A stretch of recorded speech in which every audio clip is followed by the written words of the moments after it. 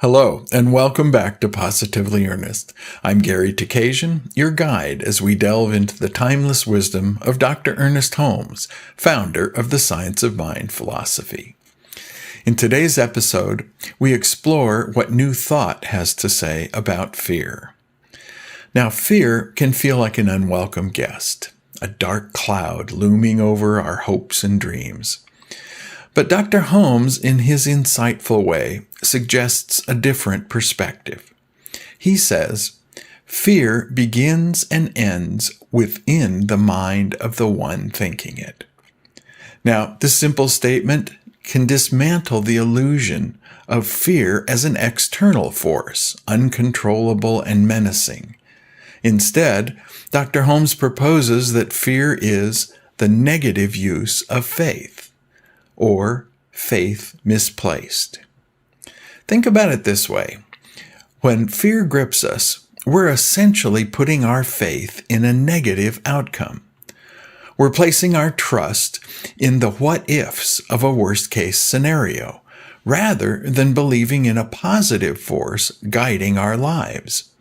Fear, then, becomes a distorted reflection of our inherent capacity for faith.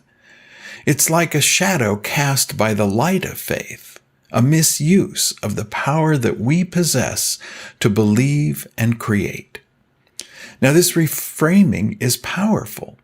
It suggests that fear isn't an inevitable force, but rather a choice, a direction we take toward faith. We can choose to believe in limitations, or we can choose to believe in our potential.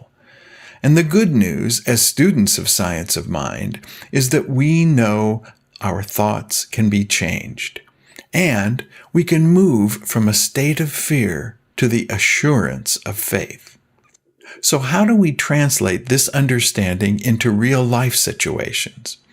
Well, let's say that you're facing a job interview, a common situation that can easily trigger fear.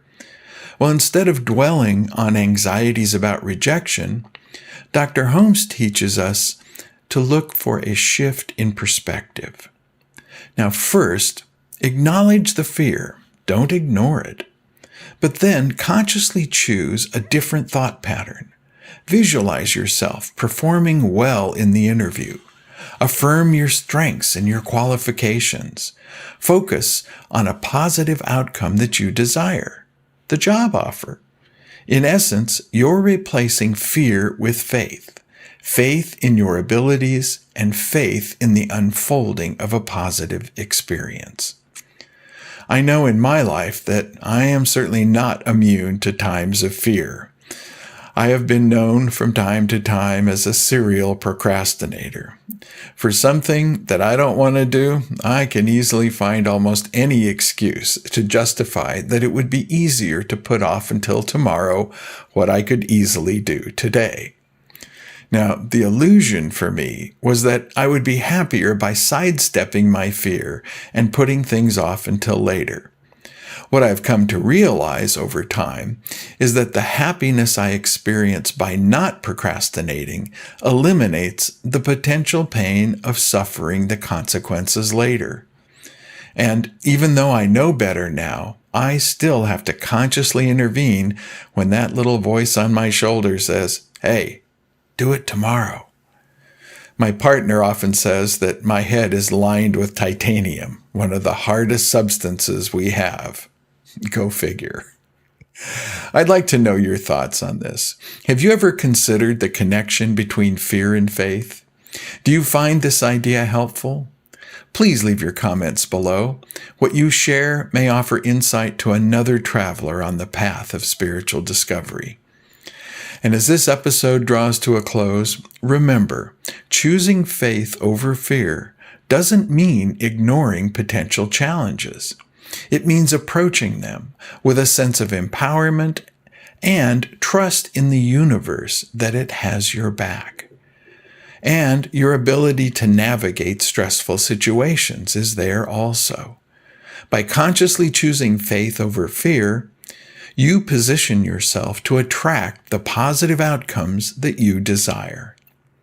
Well, thanks for joining in as we explore in the writings of Dr. Ernest Holmes. We'll see you next time. Thanks for joining us for this episode of Positively Ernest from Vida Spiritual Learning Center. If you found this meaningful, we'd love to hear from you. Please leave a comment, question, or suggestion below. And for more information, you can visit our website at vidaslc.org, where you can also make a tax-deductible contribution to support our free programming. Remember to like, share, and subscribe so you can be notified of future programs. And thanks. We'll see you next time as we are Positively Ernest.